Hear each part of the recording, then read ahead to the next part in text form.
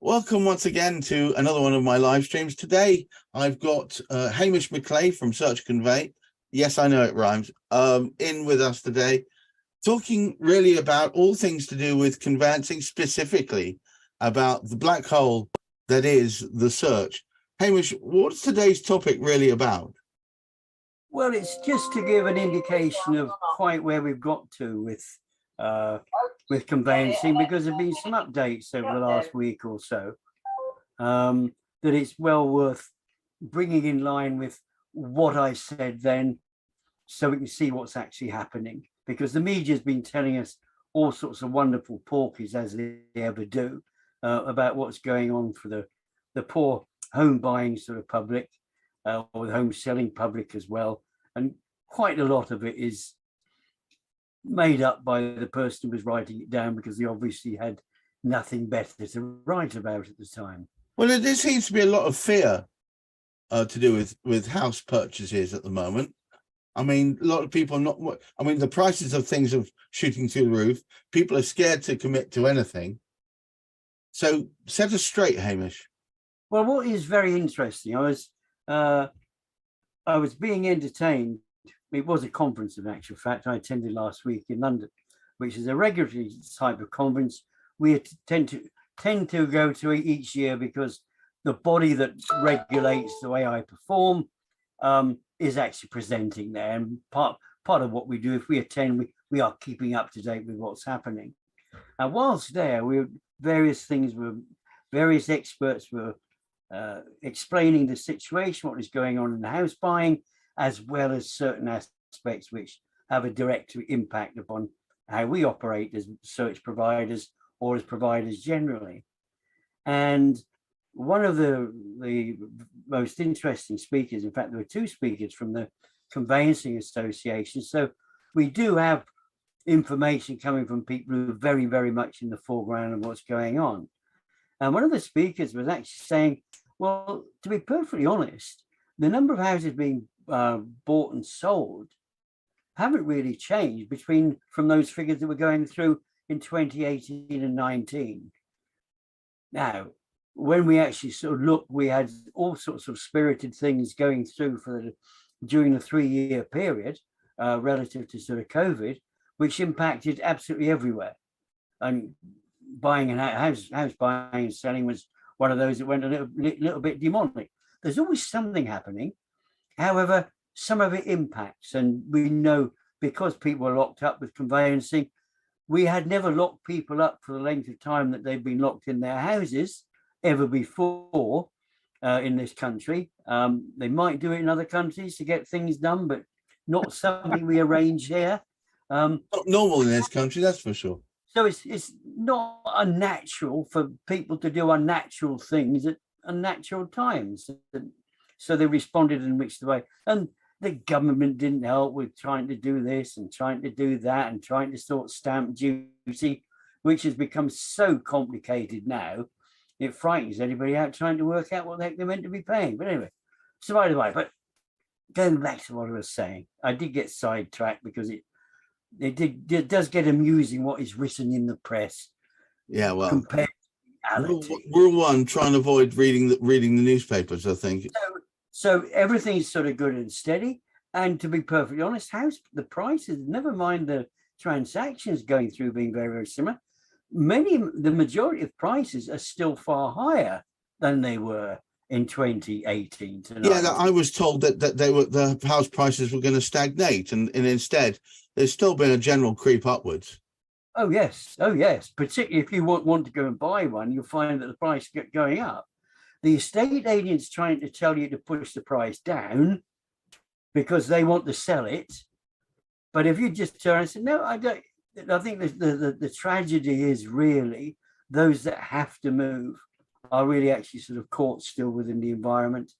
That is the struggle, because although the transactions in themselves, that we're not seeing much difference since those earlier years, what is sort of happening, I was told a fortnight ago, and I even made comment to the fact that there were so many councils that were trying to migrate and do all sorts of things, but the number of councils has changed. I thought it was sort of 333, but I was told at this conference last week that it's actually now only 316 because of all of those that amalgamated. Oh, so about 14 of them have sunk without trace by being absorbed in others. Oh, there they are gone. The interesting news is Land Registry are marching onwards, and they now have 75 councils that have migrated out of the 316. So it's now about 24%. Not still, much. Am I right in thinking that's still pitiful? Yes. Yes, it isn't as much as one would expect. They wouldn't. You are kind. And I think, sadly, they didn't really iron out the challenges. The challenges they had when I last spoke, they still exist. Nothing has been done about those. Right. They're fighting like heck to try and get the numbers. They just want to get people over and done rather than necessarily get them over and done and get it right. So if it's going to summarize the problems they've got is that the data held in one place is not matched up with the data held in another, which means that it can take an age just to ratify everything. Absolutely. This is the largest challenge which they have. The challenge for the solicitors as well is what the information they're getting. It's not just that they're not getting all of the right information. Sometimes they're getting far too much information which isn't relevant to what they're doing, and they have to plow through that. And you can imagine if they're busy-ish, which they are, they've still got this pressure because people still want to move. Is there still a backlog? Oh, well, yes, there is, because the solicitor has got to spend the amount of time going through. If they've got twice as many things to look at than they should have to look at, just with the searches that we do, that's going to take them that much longer anyway.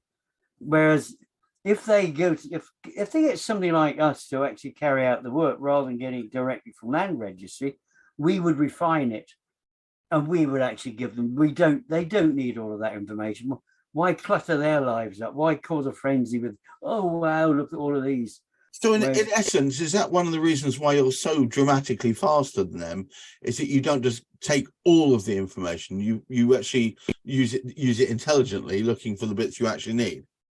Yes, I mean, a development can be a massive, great development, which can involve thousands of houses, 2 or 3,000, for example. However, it's built in phases. Now, when it's on phase 4, you don't know, or you don't really need all the information coming from the first 3. You know, such things as a supermarket 2.5 miles away from the property. Why would that concern the person that was buying the property? Because it's speaking about the conditions that were applicable to that supermarket being built. They've got a wee house. It's just a house that they're buying. They don't need to know about the supermarket. But somehow or other, Land Registry have picked up this information. They are suggesting they might be refining it, but it's getting people on board. And I think there was an admission over the weekend too that, in reality, not the weekend, last week, that they'd come across something else which they hadn't encountered previously. And when you think they've done less than a quarter of the councils they need to cover, is the time frame going to slip a bit? Yeah. However, depending on what the solicitor is doing and where they get their information from will depend on the struggles and the length of time that it can actually take. But I think one of the worst bits of feedback I was given last week, and I didn't realize this, what happens, somebody goes to buy a house. I said, oh, I like that. I think we'll go for that. So they instruct their solicitor, right, or a solicitor, it might not even be there. Somebody else might tell them, go get that solicitor. So they will, and because they've never done it before, they will select a solicitor very likely without sort of guidance. Now, the majority of solicitors, what they will actually do, they will then wait to get all the bits and pieces together, right, to get everything in line and get all the sort of ducks matched up and absolutely everything sort of so they can be, so things are in place.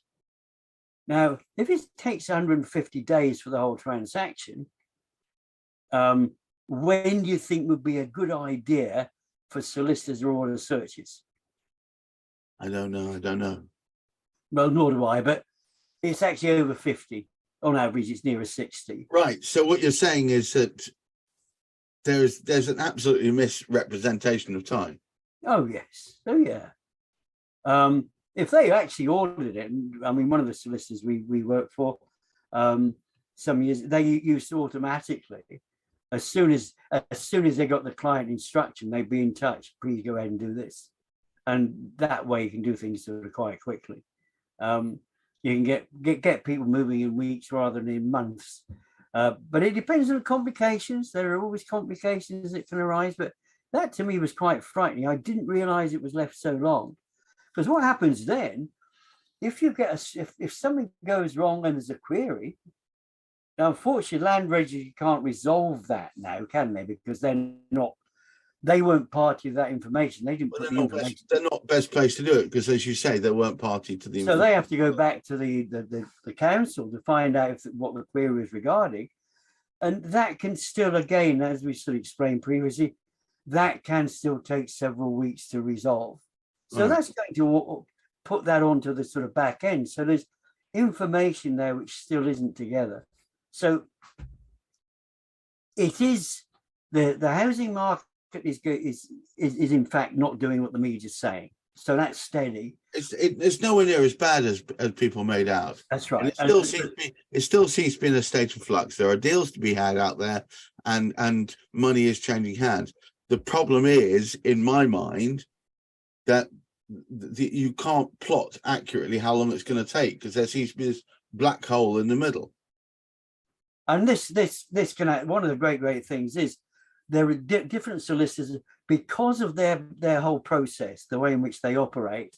Some solicitors are able to give you the information much more readily to their clients, to their buyers. There are others, however, because of the route which they've gone down, the ones that work for the larger panels, they're not in the same position. They can't dictate where the information is going to come from. They won't go to somebody who can get the information necessarily quickly because it has to be done. Wondrous thing, it has to be processed this way. You can't save yourself time doing it. You've got to go down this particular route. Okay. And that's where the stacking up actually sort of comes from. All so right.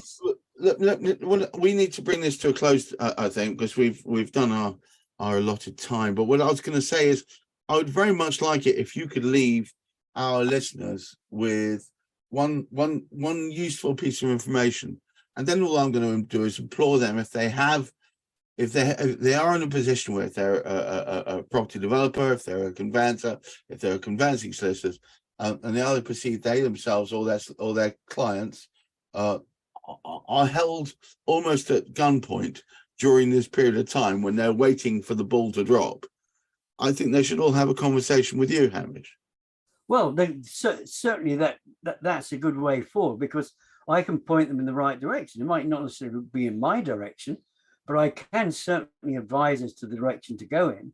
And I would actually strongly suggest that you find a solicitor that you have selected rather than somebody who's told you, oh, you ought to do that, because you can sound the solicitor out yourself. You get the feel, because it's a very personal thing when you're actually buying a new home.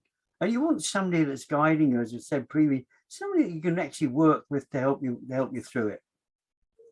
I have a list of solicitors, and I'm constantly adding to that list of solicitors as well. So what I would say is, in the first instance, I implore you to look up Hamish McLay on LinkedIn. It'll be under Search and Convey. Come straight up, or approach me, and I'll put you onto him directly. But certainly, in the first instance, find out some ideas. Talk to him. He's very well connected, and hopefully we can speed you on to a happy purchase, or whatever it is you're doing.